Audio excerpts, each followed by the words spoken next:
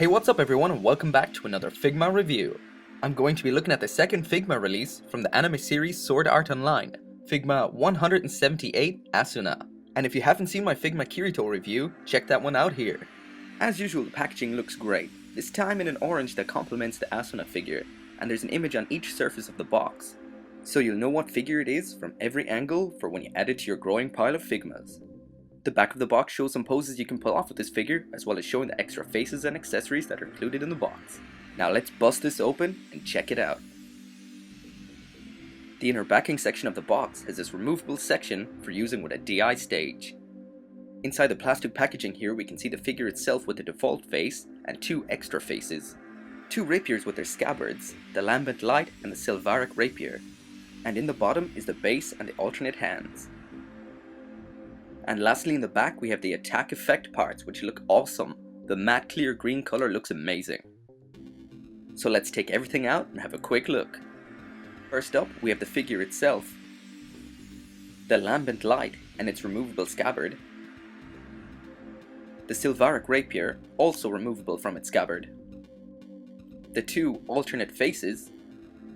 In this packaging, as usual, we have the parts for the stand and the alternate hands, the clear Figma bag for storing unused parts, and last but not least, the awesome effect parts for using with the lambent light.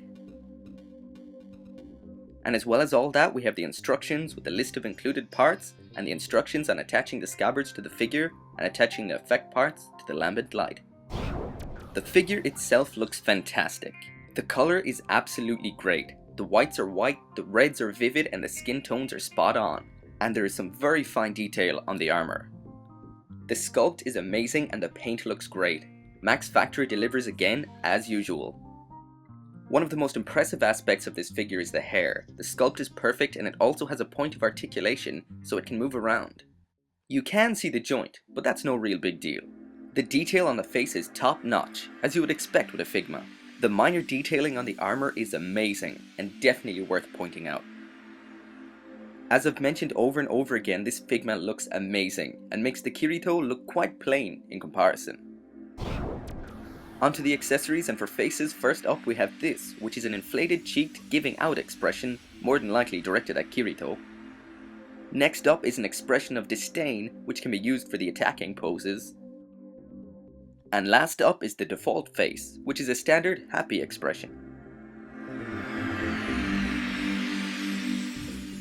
Next onto the hands, and first up we have a pair of hands in a relaxed position, a pair of hands for holding the weapons at around 90 degrees, a dynamically spread pair of hands, and last another pair of sword holding hands, but this time at an extended angle.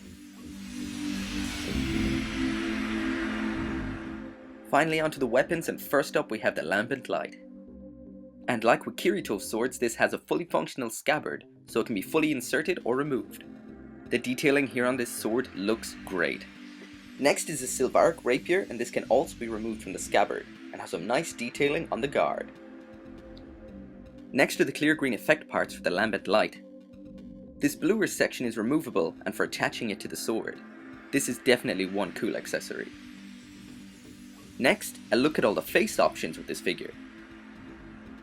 The default happy face, the disdainful face, and the upset face. And lastly, attaching the weapons to the figure. This white nub here on the scabbard attaches to this hole on the armor, which is made from a really soft plastic.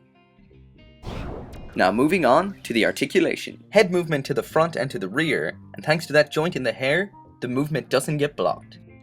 Head movement side to side, articulation at the waist, movement at the shoulder all the way up, and all the way down, and the elbow joint moves to just beyond 90 degrees. Wrist movement all the way down and all the way up.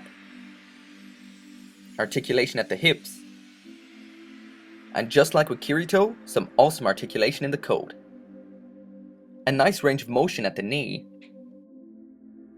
Ankle movement all the way down and all the way up again. And finally the articulation in the hair, so all the way up and all the way down. And now look at the figure in some poses, and I'm just going to use the ones off the back of the box for examples.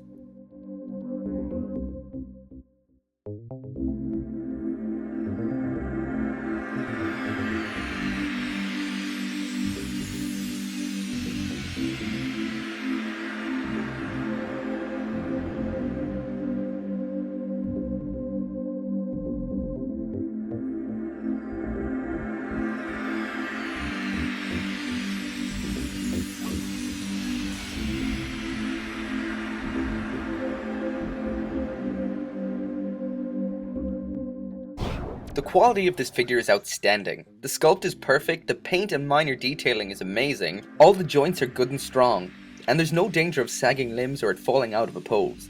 The faces are detailed and expressive, and the accessories look fantastic. The only minor negative thing to mention is the extended hand for holding the swords is a bit loose, but this might just be limited to this figure in particular. The attention to detail and execution of this figure is of the highest standard. Max Factory delivers the goods again, and really sets the standards. This figure is perfect in almost every aspect, sculpt, colour and quality, with a great set of accessories including the awesome attack effect parts.